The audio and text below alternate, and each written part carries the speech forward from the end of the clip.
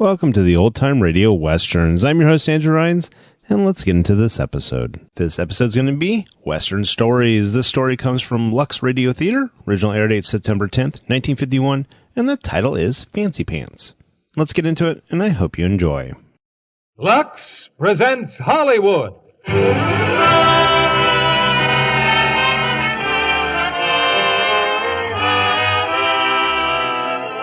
Lever Brothers Company, the makers of Lux Toilet Soap, bring you the Lux Radio Theater, starring Bob Hope and Lucille Ball in Fancy Pants. Ladies and gentlemen, your producer, Mr. William Keighley.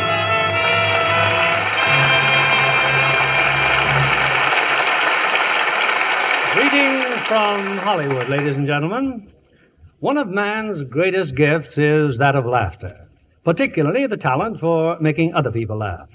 Tonight, as our stars, we are fortunate enough to have two clowns.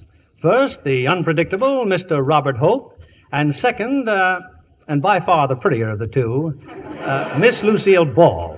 We will present this extraordinary team in their Paramount picture riot, Fancy Pants. Now, Fancy Pants was adapted from the novel Ruggles of Red Gap by Harry Leon Wilson, and is a perfect vehicle for the talents of our versatile comedian, Bob Hope, and glamorous comedienne, Lucille Ball. You know, I think the glamorous comedienne is here to stay. No longer do our feminine comics wear frumpy clothes and funny makeups. They're chic, well-groomed, and just like our Lux girls, they guard their beauty with Lux toilet soap, which they know assures them the very best in complexion care. Now, Fancy Pants, starring Bob Hope as Humphrey and Lucille Ball as Aggie.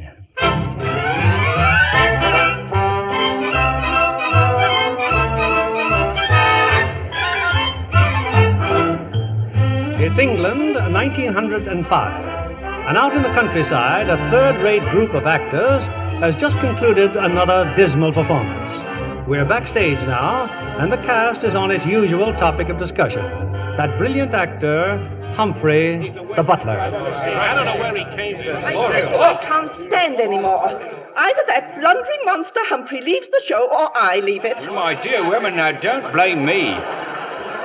I'm only the stage manager. Oh, what's the use? We're not even making expenses. I suggest we all leave the cast and go home. Oh, Humphrey'll never go home. I know he won't.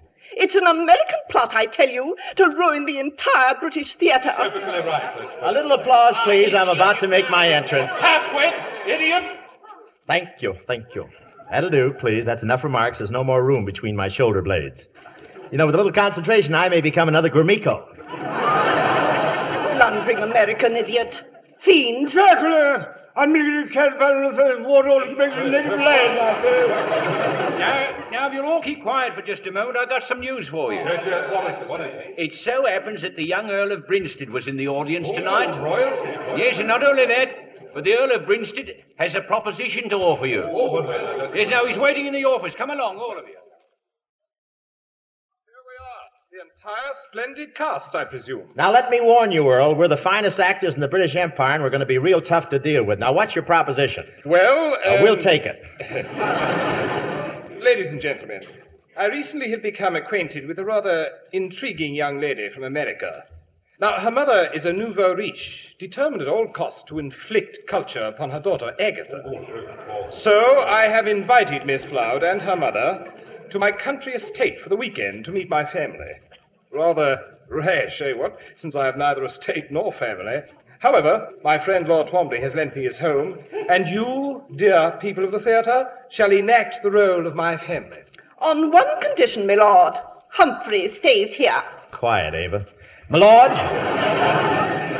there are members of this cast who are jealous of my sterling portrayals. I have played valets and gentlemen's gentlemen from Chicago to Liverpool, and the critics all say the same thing about my performance. Yeah,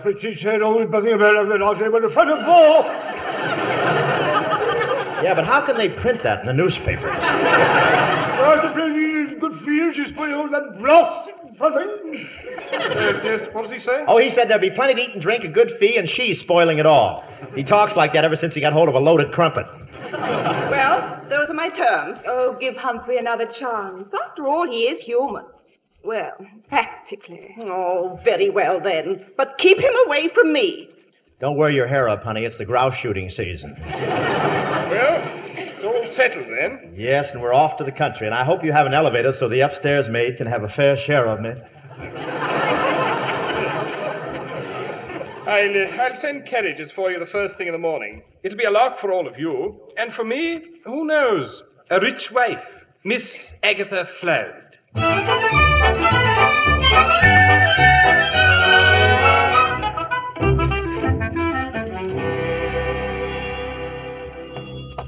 Coming!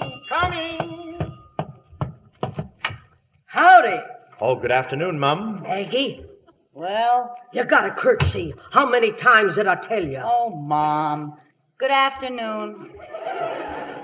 Your rap, Mum? I'll say, bought it in St. Louis. Solid ermine. Oh, I'm the butler. Oh. Thank you, I think so myself. His lordship awaits in the garden. If the two mums will just follow me. Aggie, what class? Wish we had something like that back home. Oh, Ma, somebody'd shoot him before we got him near the house. My lord, direct from America, presenting Mrs. Floud and Miss Floud. Oh, so good to see you. Thank you, sir. Now here are your guests. Hi, Earl. Oh, Miss Agatha, Mrs. Floud, my family. This is my mother, Lady Brinstead. Flattered to meet you, Lady Brinstead. Charmed. Do it, Aggie. Charmed. My cousin Rosalind, Duchess of Dover. Charmed. How do you do? Aggie. Okay, Ma, okay. Howdy, Dutchship. How do you do? His Lordship the 13th Duke of Brinstead, my father.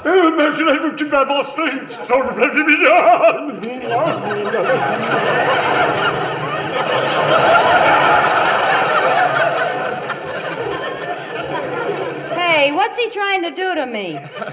Just kissing your hand, Miss Agatha. You'd think there was gravy on it. You must forgive father's enthusiasm. Told him all about you, sir. You hear that, Aggie? The Earl told his pa all about you. And somebody ought to tell his mother all about his father. Well, I hope our guests find it relaxing here at Brinstead Manor. Eh, Mamma? Yes, indeed I do. Oh, beg pardon, my lord. Yes, Humphrey? Your monocle is smudged. You've been breathing through your eyeballs again. There you are. Anything else, my lord? Mustache wax, a touch of hair oil, perhaps, a whiff of stopette?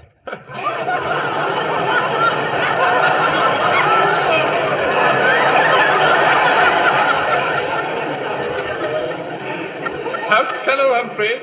But that'll be all for now. Thank you. Holy smoke! Why, that's more service than the hired man gives us in a month back in Big Squaw. Yeah, come on, let's get out of here. Shut up. You know, Earl, this is the first time I ever saw a real English butler. I saw one once in a play. You did? Yeah, I was in Cheyenne. Cheyenne, that was September 1902. And we threw tomatoes at him. Pelted him with ripe tomatoes. When I walked off the stage, the manager thought I was Red Skelton. Jolly good sport, I wager. Eh, Humphrey? Ham. And now, should I brew tea, my lady? Which kind should it be? What's the difference? Well, I can give you orange pekoe with a dash of lemon or lemon pekoe with a dash of orange. Then there's weak tea, or if you prefer extremely strong tea, keeps trying to batter its way out of the bag. I rather fancy easy tea, rich flowing concoction during clear weather. The Chinese importation is squeezed for this circulation.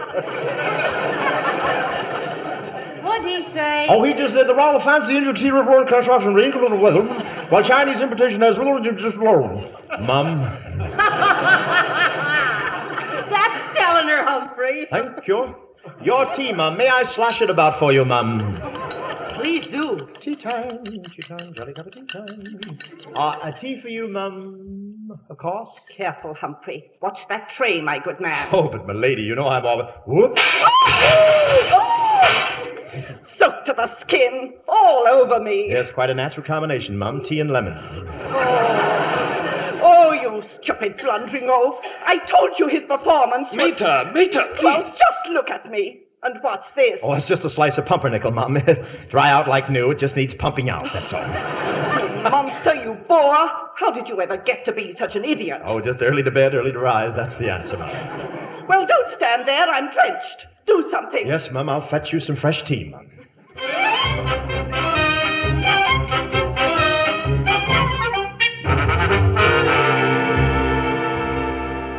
Humphrey. Psst. Over here, Humphrey. I want to chew the fat. So soon after tea, Mum? Shh. What do they pay you around here, Humphrey? 6 quid, 3 bob, 2pence halfpenny a fortnight, Mum. How much is that? I don't know. I'm still trying to find out what a fortnight is. Well, how about a nice fat raise, Humphrey? Are you trying to lure me from the service of his lordship, Mum? Exactly. Impossible. My family's always buttled the Brinsteads. My father, my father's father, my father's father's father's father. I could even go farther. Oh, now listen, son. Hanging around here ain't getting you nothing. Here's my card. Drop in at my hotel and we'll work out a deal. Double your salary. Don't tempt me, Mum. Money brings out the cad in me, and my cad is ready to get out. Well, meanwhile, just see that you keep out of the billiard room. The billiard room? Oh, I've been barred from the billiard room for life, Mum, for cheating. I won £50 shooting pool with the Earl before he found out the terrible thing I'd done. The terrible thing you'd done? What was it? Oh, I can't tell you, Mum. What was it? Well, I soaked his pool cue in Jergens lotion. He'd never have found out, but someone started to play Song of India and it crawled into a basket. Well, Aggie's in there with his lordship, and he's alone. Who knows, Humphrey? Maybe he's going to propose. Gad, Mum. I trust the luscious Miss Floud knows what she's doing, Mum. Maybe she don't, but I do. Just imagine, an earl for a son-in-law. Hey, what are you doing? Humphrey, no! Leave him be. I tell you, he's going to propose. Now then, Agatha, my dear, if you'll just give me your hand. Okay, here. Thank you. You place the hand on the billiard cue thusly. Do you follow me? May I tell you something, dear Agatha? May I tell you that I brought you in here just to be alone with you? Why? Because you're the most exciting girl I've ever met. If only I knew the right words. If only I knew what to do. May I be of service, my lord? Sherry, my lady? Well, don't mind if I do. Sherry, my lord? No, nothing for me. Thank you, Humphrey. Scotch and soda, my lord? Nothing at all, thank you. You may run along now. Scotch and water, my lord? No, nothing, thank you. Soda and water, my lord? Nothing. Water over water? Scotch over ice, my lord? No, nothing, Humphrey. Scotch over scotch, scotch over bourbon? That will be all, Humphrey. Thank you. Care to play musical glasses? It's jolly well crazy, my lord. No, nothing. Shall I draw the blinds, my lord? Draw your bath? Draw your picture. Look, Humphrey, draw whatever you like, but somewhere else. Somewhere else. Yes, my lord. Or shall I chalk the mum's cue, my lord? Why don't we just give up until he winds down? You heard his earlship. Hit the breeze and stop talking. Well, if Mum feels that way about it, Mum's the word, Mum. I'm terribly sorry, Agatha. Now, as I was saying, oh, my darling, if you only... Announcing Sir Wimberley, Mrs. Floud, Lady Margaret, Lady Rosalind, and Cyril, my lord. Oh, for heaven's sake. Lady Margaret, Mum, may I serve the punch bowl? You may. Serve the punch bowl, Humphrey. Fine, Mum, as soon as I return from the laundromat in the corner. I can't think of any place else to put the goldfish. By the time you finish the punch, there'll be suds washed and rinsed 3 times. Well, Aggie, any news? Oh, lay off of me, will you, Ma? Well, you may not want his earlship, but I sure got a hankering for Humphrey. Ma! I tell you, Aggie, that Humphrey'd make a real gentleman out of your paw. Take that home with us to Big Squaw? Well, why not? You got bats in your belfry. I don't care. I'm going to get that Humphrey for your paw somehow. If Lady Margaret would only fire him. Oh, Pa, just feed him to the pigs. Get over there and shoot your pool. I gotta think. How am I gonna do it? How? A little refreshment, Mum? Bavarian punch? Bavarian punch? A whiskey stirred with a Bavarian. No, I don't want any. Well, spike, Mum. A little punch, Mum? Why, thank you, Humphrey. Make you fit as a tiddly and ready to wink. I'm warning you, Humphrey.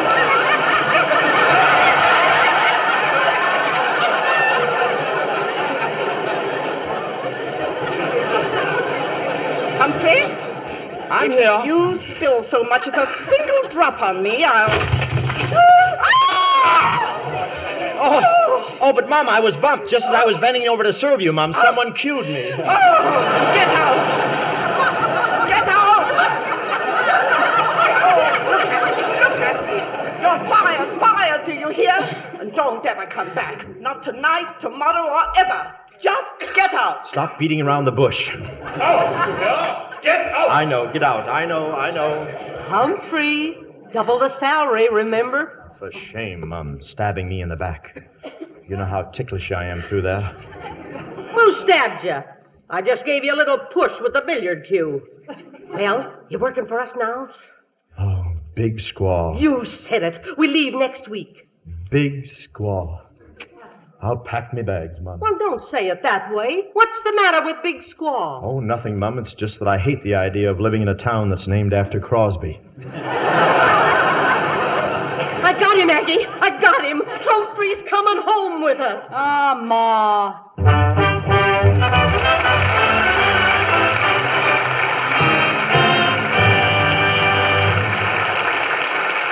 In a few moments, we'll present Act Two of Fancy Pants. Now, here's Libby Collins, our Hollywood reporter, with the Lux movie news of the week. We're off to Mexico this week, John, to a gay, romantic Mexico setting for the Howard Hughes presentation, His Kind of Woman. That's the RKO picture starring Robert Mitchum as a gambler who goes straight and is forced to shoot it out with a tough gangster. And Jane Russell turns in some high comedy as an ex-band vocalist masquerading in high society.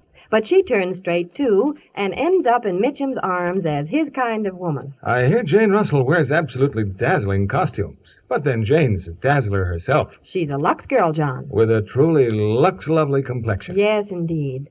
Jane Russell always depends on Lux soap care for her complexion. And she tells me she adores the big new bath-size Lux. It makes her daily beauty bath so luxurious. So many screen stars say that, Libby. In fact, bath-size Lux is a favorite all over Hollywood and everywhere. The creamy lather is so abundant, even in hardest water. And I love the way it leaves my skin so fresh. Lux lovely all over. Yes, Lux Soap's active lather makes you sure of daintiness, sure of charm. It has a delicate flower-like fragrance that really clings, really lasts. Tomorrow, get this satin-smooth bath cake that leaves skin Lux lovely all over. 9 out of 10 screen stars use fragrant white Lux toilet soap. Now our producer, Mr. William Keighley. Act Two of Fancy Pants, starring Bob Hope as Humphrey and Lucille Ball as Aggie.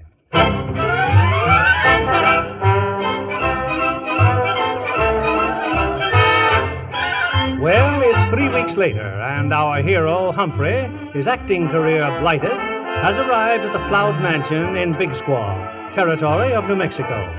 Mrs. Floud is showing Humphrey around the house, while Aggie and her father... Oh, I sure missed you, daughter. I sure did. Say, how come you're all sunnied up on Tuesday? Oh, it's Ma, Pa. She's taken to finery like a hog takes to slop. Yeah, sometimes I wish I never found all them gold mines, Aggie, and got so doggone rich. And now that we got a butler... Oh, Aggie, I'm in a peck of trouble. And it's all his'n fault, Humphrey's. Well, he is kind of lame-brained. First, your ma wrote me that some earl was making goo-goo eyes at you. Then she sends me a telegram that she's bringing home a gentleman's gentleman. So, naturally, I figured it's the same fella. Huh? Say that again, Pa. Aggie, I've told everybody in Big Squaw that you and Ma was bringing home a earl. You told everybody... Oh! Hey, what am I laughing at? And now the whole town's fixing to welcome him proper. Gosh, when Ma finds out, what'll I do? You won't have to do, Pa. You're gonna be did.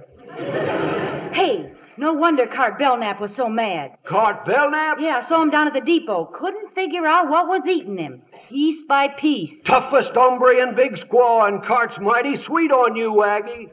There goes your problem, Pa. Cart thinks there's something between me and Humphrey, huh? Well, suppose I let him keep on thinking it. Cart'd cut out his liver and boil his gizzard in his own sauce, and after that he'd... Jiggers, Pa, here they come. Ma on him. Well, there he is, Humphrey. That there's Mr. Floud. Howdy. Howdy, sir. Now, let's get one thing straight, Humphrey. I take care of myself, see? Oh, that's quite obvious, sir. In the house, I always go around in my shirt sleeves. Anything wrong with that? Oh, no, sir, nothing at all, sir. But wouldn't it be better if you wore a shirt with them? Just a suggestion, of course. Don't let me rush you into anything. Humphrey, I want you to meet our hired help. Get in here, boys. This here's Wampum, our Indian foreman, and this is Wong, our Chinese cook. Boys, meet Humphrey. How do do? Oh, they do. All right, Humphrey. You can start right now lecturing Mr. Floud. Humphrey, your first doorbell. Go on, see who it is. Thank you.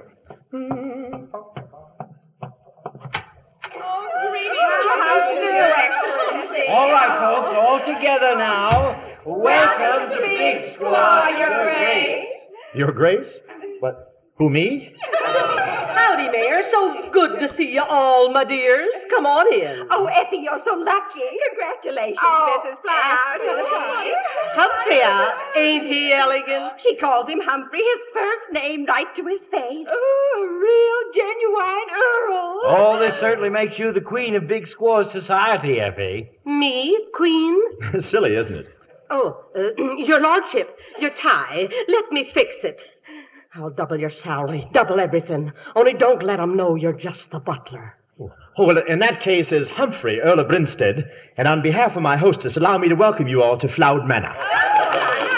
Oh, your lordship, it's 2 minutes past your tea time. How can you endure it? Sheer grit.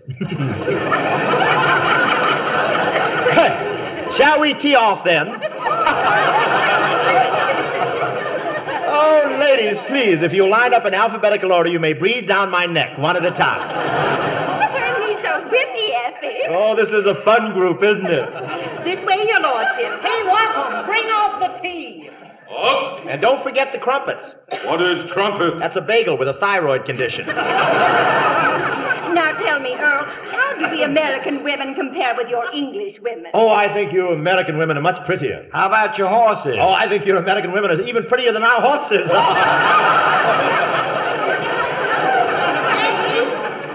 where are you? Sorry, Ma. Haven't I asked you never to enter a room without dropping a curtsy to Humphrey, the Earl? Yeah, Ma, I know. Dear, dear Earl, what would Lady Maud say? No carnation in your buttonhole. Oh, I can't wear them, you know. It turns my medals green.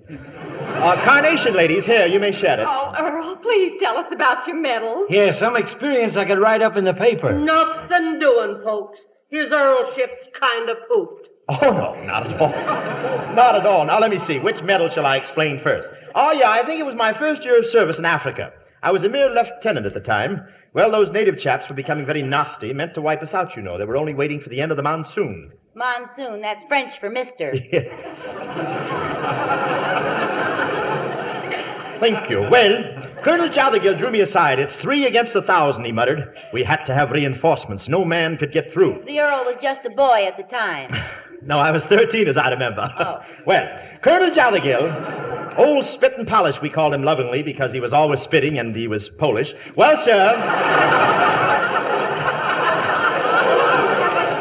there we were, 3 against 1,000. Oh, how horrible. Stimulating, though. Then Colonel Jothergill told us the worst of it. Stiff upper lip, he muttered, starching his mustache. You'll have to face it, chaps.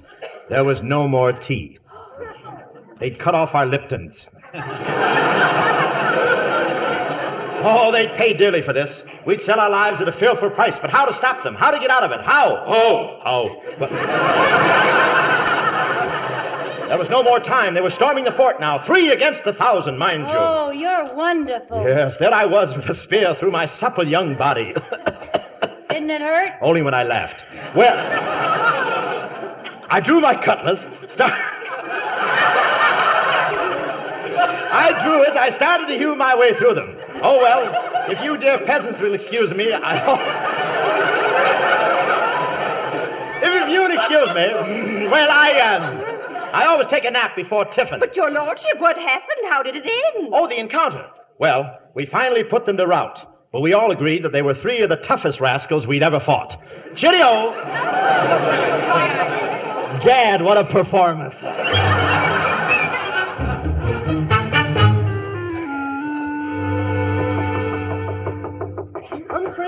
Humphrey! Enter then. Enter. Humphrey, You get out of that bed and make tracks for the Yellow Dog Saloon. Them two varmints, Aggie and Pa's over there. In a saloon. It's a revolt. Oh, but Effie, one does not disturb an earl this early, and the earl is feeling very earlish this morning. Humphrey, in the weekly newspaper you may be an earl, and in front of my friends you may be an earl. But every payday you're Humphrey the butler, and your job is Pa and Aggie. Oh, but Mrs. Floud, I simply... Humphrey! Yes, Mum, I'm on my way, Mum. Yellow Dog Saloon, Mum. Say, can anybody get in, Mum, or just Yellow Dogs? Oh, cut that out, Humphrey. Now just get down there and bring them back.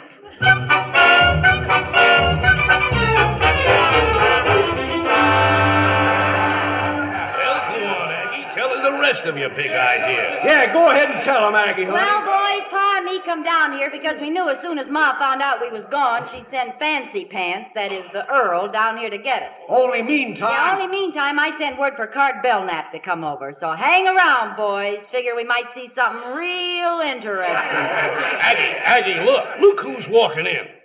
Fancy Pants. Come on in, Humphrey. Boys, I want you to meet our new boarder, the Earl of Brinstead. Earl, the boys of the Yellow Dog Saloon. No, don't get up. You'll muss up the sawdust. Begging your pardon, young Mum, but the maid has requested that you both return at once to the manor. What's wrong with our manners here? Oh, come on, Humphrey, sit down. Hey, Aggie, how about singing that song again for his earlship? Sure, Pa, why not? Hey, Sam, get over to the piano. Okay, Aggie. It's for you, Humphrey. Jolly decent of you, Mum. Give it to him, daughter.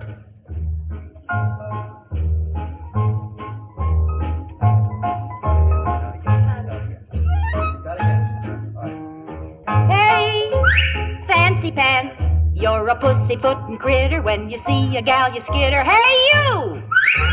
Fancy Pants, oh, you dropped your purty hanky. Mama's gonna spank you. Hey! Fauntleroy, women who crave men wanna love cavemen. Say, angel boy, show some grit. That's what you gotta get. Hey! Fancy Pants, you're a highfalutin' geezer, afraid to take a gal and squeeze her. Hey, you! Fancy Pants, run to Mama for protection. How's your stamp collection? Hey! Tenderfoot, looking at us and stomping and cussing. What you scared about? Take a chance. If you're rootin' and tootin', folks will quit a hootin'. There goes Fancy Pants.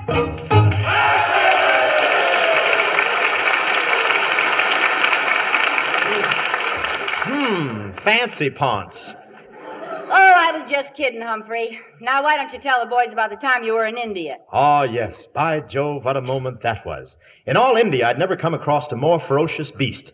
There it stood in the pitch-black night, its immense size completely dwarfing the elephant I was riding. Oh, yeah? How could you tell how big it was in the dark? Cart. Oh, Humphrey, I want you to meet my boyfriend, Cart Belknap. Shake hands with his earlship. What are there, stranger? Oh, well, any friend of Miss Agatha's is a friend of... What's the matter, stranger? Get up off the floor. Oh, that's fine. Western hospitality. You do that again, and I'll report you to Spade Cooley. Well, jolly meeting you, sir, but I fear it's crumpet time. I must be jogging along. Stay where you are. Yeah, you were looking at the great big animal in the dark. I was? Oh, I was. Yes. Well, its white coat stood out, the largest polar bear I've ever seen. Must have been at least... Polar bears don't belong in India. Yeah, that's what I kept telling him. Well, he kept coming toward me. I kept retreating step by step. What happened to the big elephants you were riding? Well, he'd gone to Washington to get ready for 52.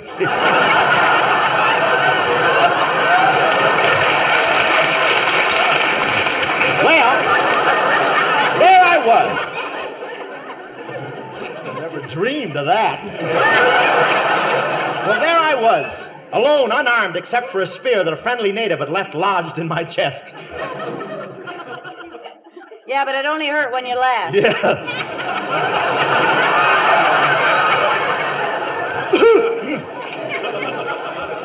I went through the spear, staggered back, weak from the loss of blood, and well, it's crumpet time. I better be jogging. You know what I would have done to that big old bear? I'd have twisted his neck. Like this! Oh. And I'd have got him by the ears, and I'd have yanked him off. Like this!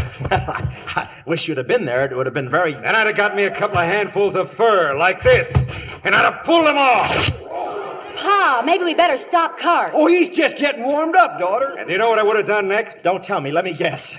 All right, go ahead and guess. Well, I guess you'd have taken your trusty revolver. Well? And hit him over the head like this. Ooh! Cheerio, chaps. I must whiz. Aggie, did you see what he did? Yeah, to Cart Belknap. Hey, Fancy Pants, wait for me!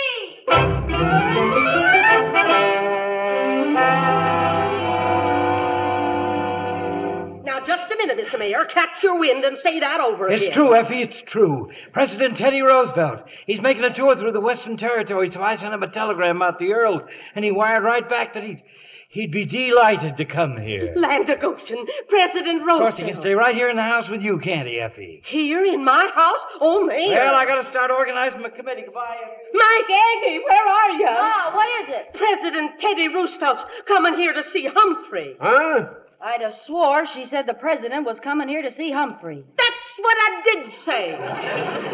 Effie, girl, you been hitting the Applejack? Well, what's he want to see Humphrey for? Because he thinks Humphrey's a earl. Where is he? Where's Humphrey? Who, Humphrey? I said, where is he? You better tell her, Aggie. Well, the last time I saw him, Ma, he was sort of heading out of town. Out of town? But he'll get lost in the desert. Well, all of a sudden, he got kind of lonesome for London. Oh, you two. I might have known you'd do something like that. Now, Ma, we can't You help get a horse it if and he... go on after him, and don't you come back here without him. Now get! Get!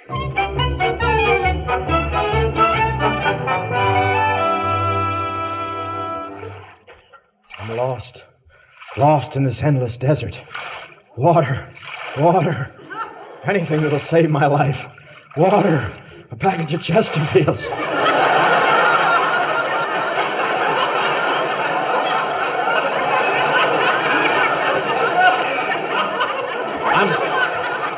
I'm going mad, I tell you, mad. The sand, the heat. I'm too young to die. Too young. Too handsome. Water! Water!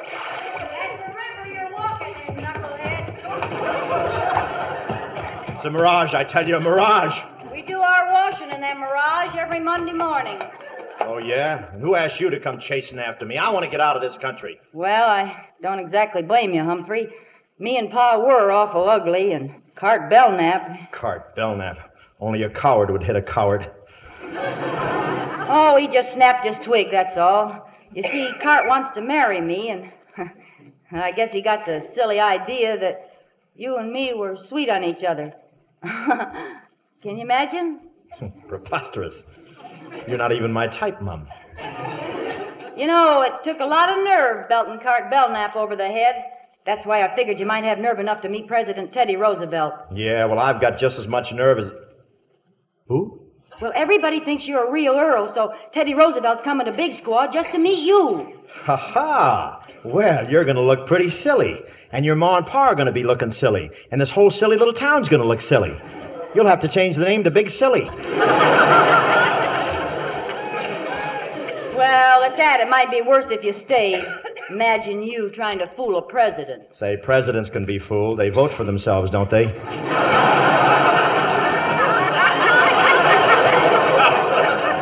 Besides, I made you think I was a butler. Well, that's easy. You are. Look, I've been waiting a long time to take some bows for my performance. I'm no earl, I'm no butler, I'm not even Humphrey.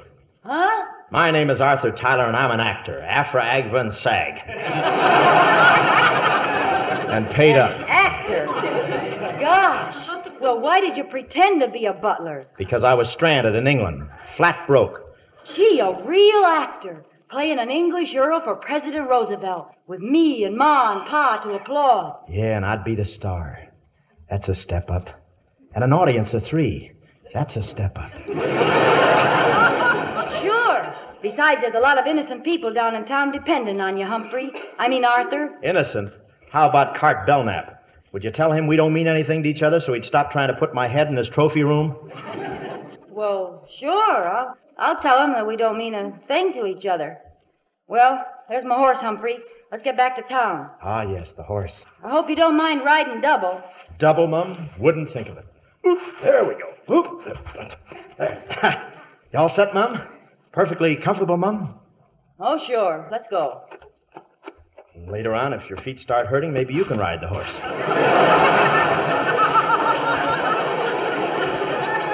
Thanks a lot, Humphrey. Not at all, not at all. Gee, President Roosevelt. A command performance. We accept the role, Mum, but for a one-night stand only. Then I must go on tour. What a ham bone. Wait till my agent hears about this. Yes, Mr. President. As Humphrey, Earl of Brinstead, I can assure you, sir. Oh, but of course, Mr. President, of course.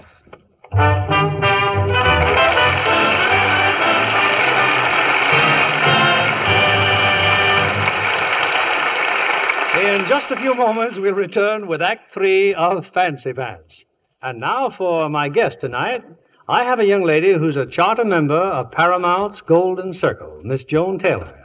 The circle means, Joan, that Paramount has high hopes you'll become a star. Well, I'm hoping, Mr. Keighley, and working like mad. But you already get your name in lights. You know, every time a picture you're in plays in Lake Forest, Illinois.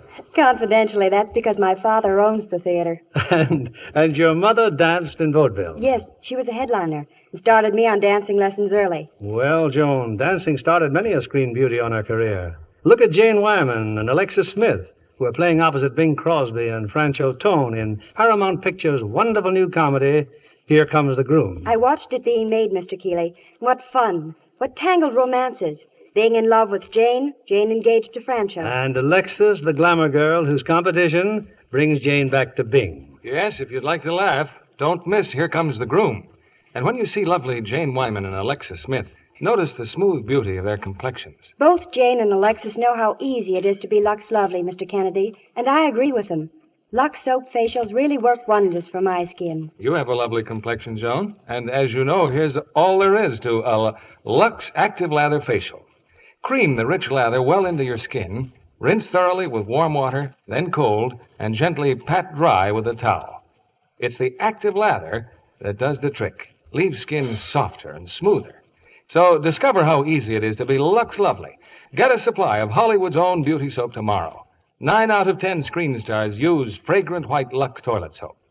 We pause now for station identification. This is the CBS Radio Network.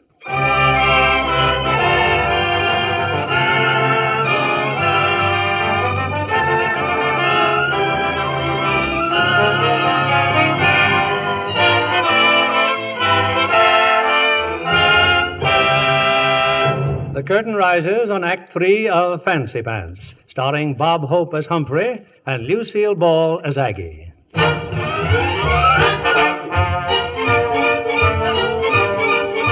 biggest day in the history of Big Squaw is at hand. In a couple of hours, President Teddy Roosevelt is arriving to pay his respects to the Earl of Brinstead. And now, at the Floud kitchen, excited preparations are underway. Yes, it's home cooking for the president. Oh, woe is me, what goes with me? I hate this living I've chose for me. Tired of meeting misery. Should have never roamed and left that home cooking. Home cooking. Life is cruel, I was a fool to roam. I went abroad and how I hawed them English critters they never thought. When the Duke says, yes, my lord, partner, you can hear me elbow. Home cooking. Home cooking. No fancy pants will stand a chance with me. With a porch light screened or banner from Niagara Falls. Green grass, lawnmower, home sweet home up on the wall. That's home cooking, home cooking. A quiet life is quite the life for me.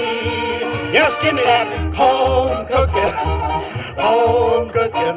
That's the life for me. Thank you, Margaret.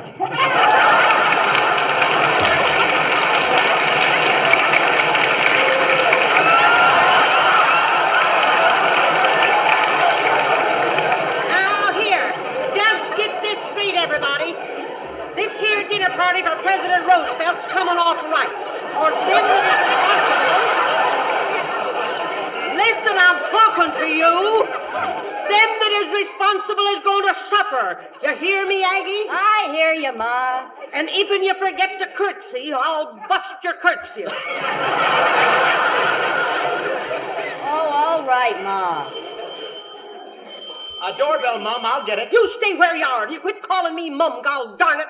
Today you're the Earl of Brimstead in capital letters. Oh, yes, just the way it's embroidered on my shorts. I've been practicing a royal sneer all morning. I'll soon be getting fan mail from Basil Rathbone. Oh, what a season this is. Oh, it's probably just Carrie with her potato salad. Lay off the doorbell, honey. I'm coming. Come in, Carrie. We'll... Oh! Mrs. Floud, how do you do? Oh. Fainted. Pick her up, Bennett, and bring her in. Yes, sir. That's the trouble with these surprise visits, Mr. President. Oh, here now. What's the miss, you chaps? She fainted. Oh, well, you see, President Roosevelt's coming, and everyone is simply... Well? Aggie! Aggie, it's the president! Huh? Well, so it is. I'm Mike Floud, Mr. President. This here's my daughter, Aggie. How do you do? And this here's the Earl of Brimstead. Oh, pleased to meet you. Any president of Paws is a president of mine. How'd you do? Delighted. And this gentleman is Mr. Bennett, Secret Service, you know. Oh, yes, of course. And down here is our hostess, Mrs. Effie Floud. Ma, wake up, Ma. I'm sorry I dropped in so unexpectedly, Mrs. Floud, but I've listened to so many speeches of welcome I was hoping to avoid the one at your depot. Aggie, you take the president in the parlor till we get things fixed up in the kitchen. Personally, I'd like to go in the kitchen with you. You mean it? I make a steak sauce that is very popular in Washington. You do? Extraordinary. Back to the kitchen, everybody. Delighted. Bully for you. And to think I almost voted for Brian. I say this is a ginger group, isn't it?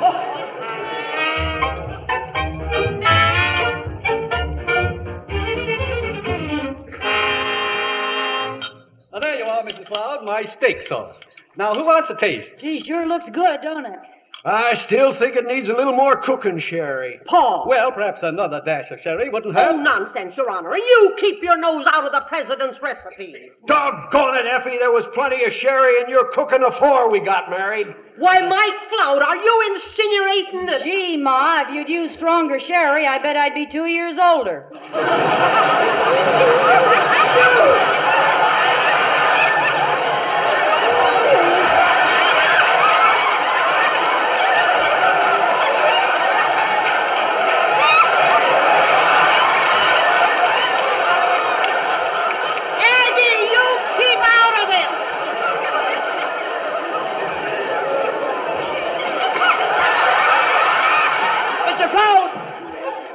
Mrs. Floud!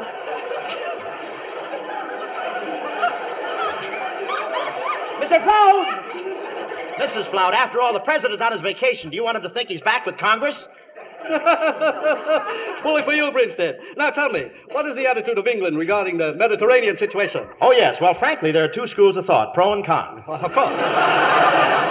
But just how do you feel about it, pro and con? Well, the pro people seem to be for it, and the con group are definitely against it. Definitely, sir. But you, Brimstead, just what stand do you take? Oh, me? Well, I'm pro. Pro? Mm-hmm. How can you endorse a situation like that? Oh, what I mean is I'm pro-con. I'm for those who are against it, you see. No, I don't, but... Effie, where are you? It's the mayor. The train came in, but he wasn't even on it. He didn't even... Jumping Jehoshaphat. President Roosevelt. He's here, folks. He's here. Mr. President, as mayor of Big Squaw, permit me to welcome you to our fair city. And in honor of this occasion... Oh, bravo. Excellent speech, Mr. Mayor. Brief but meaty. Thank you, Mr. Mayor. Thank you all. But I've got a whole lot more to say. That's all right. You can mail it in later, Mayor. Thank you. Everybody get a plate and pitch right into It's free, you know. Everything's free. I want you to try some of the venison, Mr. President. Aggie here shot it herself. Yeah. Bully for you, ma'am. If only I had time, I'd do some hunting. Oh, what we ought to have is a fox hunt. Oh, yes, they're fun, especially if the fox is riding a fast horse. Over hill and dale, yoicks and away, all that sort of tittle. Blasted shame you have to be pushing off, Mr. President. After all, I do have a schedule. Bad show. Disappointing to the hounds, you know. By Dad, we won't disappoint the Brimstead. Oh, Bennett. Yes, sir. We're staying over. See about the train. Yes, Mr. President. And you, Brimstead, you shall lead the hunt. Me? Tomorrow morning. Oh, but We'll spend the whole day on horseback. The whole day on horseback? I may find a new place to put my Dr. Scholl's foot pads.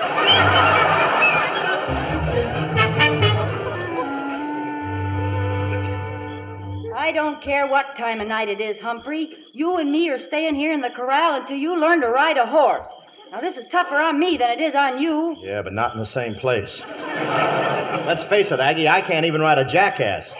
Even after all those road pictures we made together.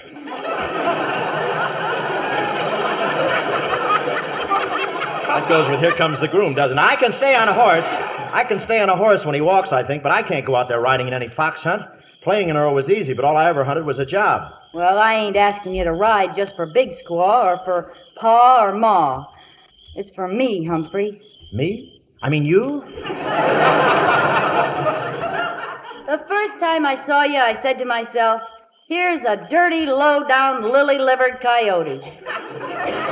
Then, as I got to know you better, I figured you for a filthy, sneaking rat. Yeah, I grow on people like that. But then again, you remind me of a little old chipmunk I had when I was a kid. Only thing I ever loved. Same look in the eye as you got. I'll never forget how he looked at me just before he went west. California? Dead. Smog poisoning, huh? Clark Belknap shot him. Hey, did you ever tell Cart Belknap that we didn't mean a thing to each other? Well, not yet, Humphrey, but I was fixin' to. Well, don't. Huh? Well, I don't like my women to be lying. You mean you aren't running out on us? Nothing's going to stop me now, maybe not even a horse. Oh, Humphrey, would you kiss me? Nobody'll see. It's dark out here.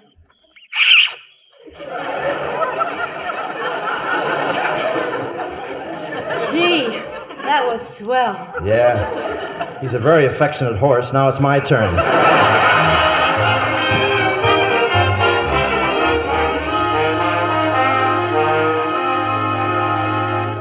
Bully idea, this fox hunt. Bully! Well, may not be exactly like England, Mr. President, but the fox will never know the difference. Ah, here comes Brinstead. Tally ho, pip pip, everyone. Top of the morning, Your Excellency. Thank you, Brinstead. Splendid day for the... Brinstead, why, you're limping. Yeah, what you doing with that cane? Oh, this? Well, I couldn't find a crutch. I looked all over it. Crutch? Good heavens, man. Oh, it just happened, you know, about to leap on my horse when my old leg injury hit me again, just like that. Old leg injury? Yes, I got it playing rugby at Oxford. I kicked a rug too hard. It kept me off the crew, you know. I was a four-letter man. Yeah, and I can spell it. Well, we can't have the hunt without you. Guess we'll have to call it off. Oh, nothing of the sort. Tradition. Oh, no, I'll be all right. Old fellow, wampum, old boy. Ugh. Just bring my beast over here and have her lie down. I shall get aboard somehow. Oh, Brinstead, you can't possibly ride. Oh, I'll suffer through, Prez. Nothing stops the Brinstead. Excelsior! Your family motto? No, somebody fetch some. I'll put it in my pants. You can't ride. President's orders. Oh, well, I guess I'm outvoted then. Rum luck, eh? Better take my horse along, though. This could give her an inferiority complex. She wouldn't be able to hold up her tail among the other horses. Well, buzz off without me, you lucky people. Mount up, you all. Have fun. I'll just sit here till you and the pain go away. Well, folks, I guess we're all ready then. Yeah, you might as well start us off, your earlship. Get on your mark. Trump the trumpets.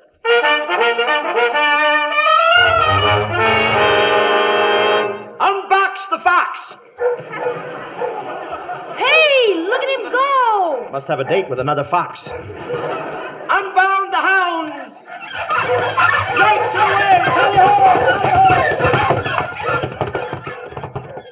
Wampum. Oh. I shall be in my room. Be a good fellow and buzz me when you hear them returning. Oh, hey, all of a sudden you walk pretty good. Here's a buck. How do I walk now?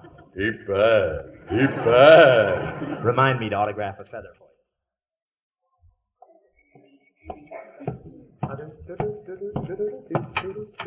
Come on in, your lordship. Belknap. I've been waiting for you. Cart Belknap. Sorry about your bum leg, your lordship. You do ride, don't you? Ride, my dear fellow? I was born in the saddle. Mama got a bad break with the traffic lights. That's very funny. Now, let's see you laugh your way out of this one, Mr. Tyler. Tyler? Who's Tyler? You are. I've been looking around your room, and I found this. Put down that scrapbook. You're wrinkling the lace. Put it down. You heard me. Put down that scrapbook. Put it down, I say. Why should I put it down? So you can help me pick up my teeth. Shut up. Full of newspaper clippings, ain't it? Like this, for instance. Arthur Tyler, an American and an actor, but not a very good one. Well, I was a British critic, and they didn't like American actors then. That was before the loan. But look at here. It says Arthur Tyler gives a standout performance. Only that ain't all it says. He stands out as probably the worst performer who ever... Oh, you admit you're Tyler, huh? Oh, of course not. I'm Humphrey, Earl of Brinstead, Pip-Pip, Tally-O, all that sort of there. Then what's his scrapbook doing under your pillow? Well, I like to sleep with my head high. You know, the president and the whole town's going to be real upset when they find out how you and them Flouds try to make fools out of him. Oh, but Mr. Belknap, surely you're not going to tell him about it. I mean, not so much for me, but for the Flouds. They're such nice people. Especially Aggie? Yeah, that's right. I wouldn't miss this for $1,000,000. Well, cheerio, Mr. Tyler. I'll put a real good finish in your scrapbook for you. Your funeral notice. You can't do it. You're not going out of this room with that scrapbook. Oh, no? No. So long, Humphrey. I'll unlock the door as soon as they get back from their fox hunt.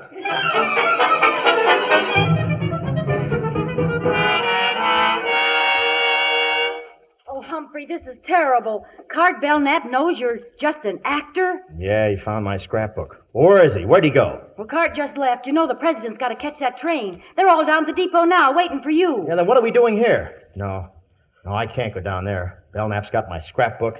He's going to tell everybody that I'm... Not if we get there first, he won't, and I know a shortcut. He'll beat me up again. He'll tear me to pieces. Who cares, as long as the president is gone by then? Yeah, who cares?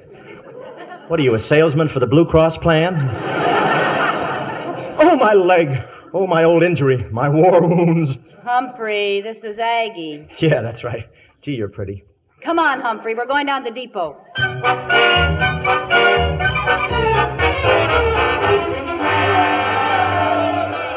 Grinstead, how good of you to see me off. But what happened to you? Well, I was determined to reach the train before you left, sir, but I fell down twice for every time I got up. Bad leg, you know, sir. Starts at my hip and goes all the way to the floor. You shouldn't have attempted it, the condition you're in. Well, you should see the condition I'll be in. Oh, but don't worry about me. Splendid hunt, I hear. I wish I'd been there. Perhaps we'll hunt together sometime when you come across the big pond. Delighted, Vincent. Bully of you. Bully! I have put on a little weight. All right, Miss Bennett. You can start the train. Yes, sir. Stop the train! No, wait, Mr. President. You and this whole town ought to know what the Floud and that fake Earl's trying to put over on you. What are you talking about, Belknap? Why, he's just a cheap little actor. What's this? The most humiliating thing I shall return immediately to England. He's a fake. In this book, I gotta prove it. Give me that book. Come back here. Stop him, somebody. Stop him. So long, Aggie. So long, Paul. So long, Effie.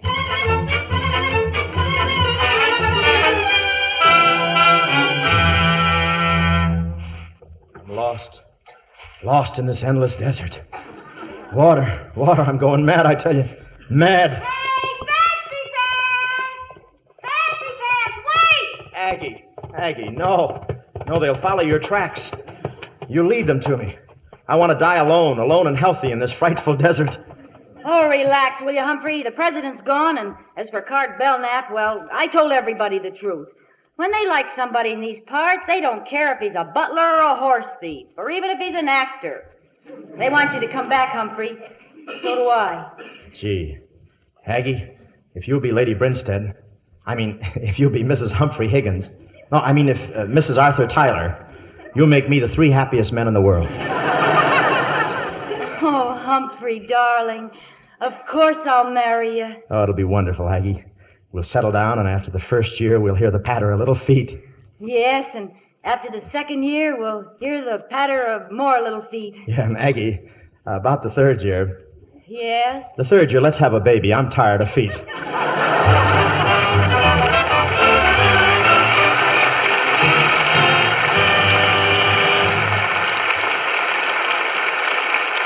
In just a few moments, we want you to meet our stars in person, and Mr. Keighley will tell you all about next week's show. But now, here's Libby Collins with a big piece of news for you. You mean, John, with a big question for everyone? A question? Yes. Who is the lovely Lux girl? Or perhaps I should put it this way. Can you identify the portrait of the Lux lovely Hollywood star whose eyes are masked out? Her picture's appearing in newspapers all over the country, on posters, in grocery stores, everywhere. Oh, she's the mystery star in the big Lux Girl contest. And it is a big contest. $60,000 worth of prizes. Why, the first prize is $5,000 cash, plus a Ford Victoria sedan. And there are hundreds of other prizes. 10 Ford Custom V8 two-door sedans. 200 14-karat gold diamond Bulliver watches. $10,000 in additional cash prizes. Over 1,200 opportunities to win. And it's such fun to enter, because first you look at the picture of the lovely Lux girl you'll see at your grocery store, and right on the poster is a clue to help you. She's the star of Metro-Goldwyn-Mayer's Too Young to Kiss. That makes it easy for everyone to identify her. Now comes more fun in your entry. You complete the last line of a jingle, and here's the jingle. June is her name, the last is da-da-da. That's where you fill in the star's name. I'll repeat it. June is her name, the last is da-da-da. Her lovely skin's beyond comparison. Her beauty soap's the one for me. You write a last line to rhyme with me. There are lots of things you know to write about Lux soap to help you write that last line of the jingle. For instance, Lux is Hollywood's own beauty soap. It has active lather that leaves skin softer, smoother. And Lux soap's delicate perfume clings, leaves skin sweet and fresh. 9 out of 10 screen stars are Lux girls. So go ahead, enter this big Who is this lovely Lux girl contest right away. Get the entry blank at your grocer's tomorrow. It gives you all the rules, the jingle, and the address. Send in as many entries as you wish, but with each entry attach 2 Lux toilet soap wrappers, either regular or bath size. Remember, there's $60,000 in prizes waiting for winning last lines. Yours may be worth $5,000 cash and a Ford Victoria sedan. Now, here's Mr. Keighley with our stars. And here they are for a curtain call. Bob Hope and Lucille Ball.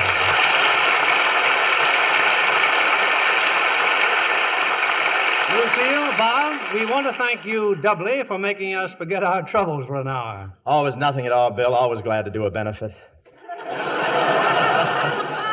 Bob, this wasn't a benefit. This is the Lux Radio Theater.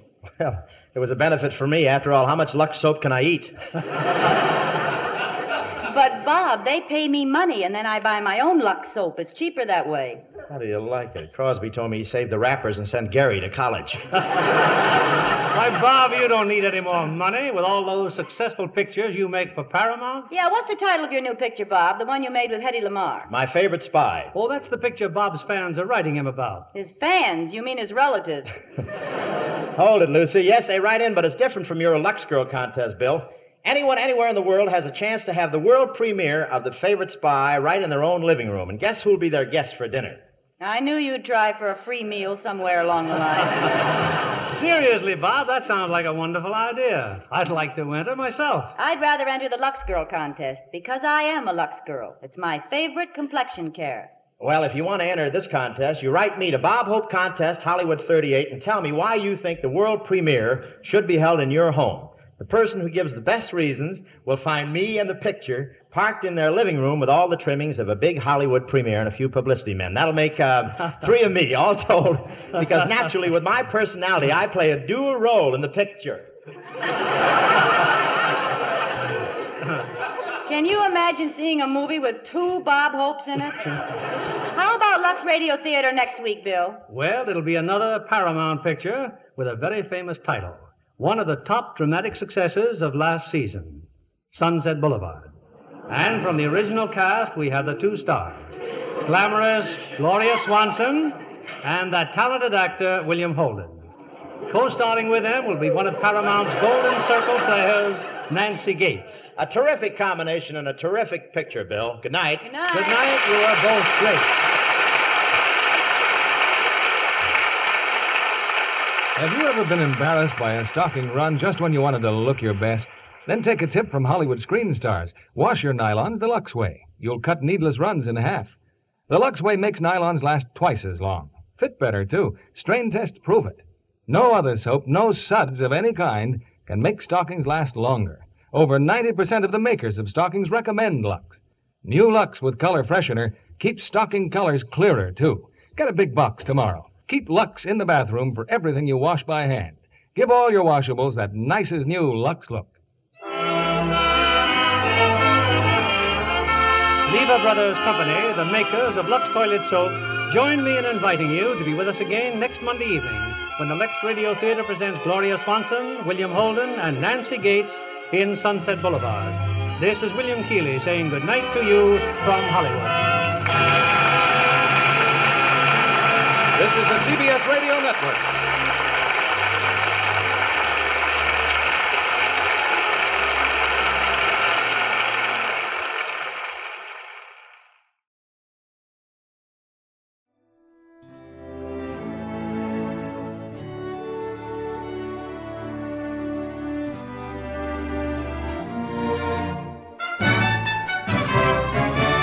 This has been a presentation of OTRWesterns.com, and we hope you enjoyed. Please take some time to like and rate our shows in your favorite podcast application. Follow us on Facebook by going to OTRWesterns.com/Facebook. Join in the conversation by going to OTRWesterns.com/Discord. And don't forget to send us an email, podcast@OTRWesterns.com. This episode is copyright under the attribution non-commercial share alike copyright. For more information, go to OTRWesterns.com/copyright. Have a great day, and again, thanks for listening.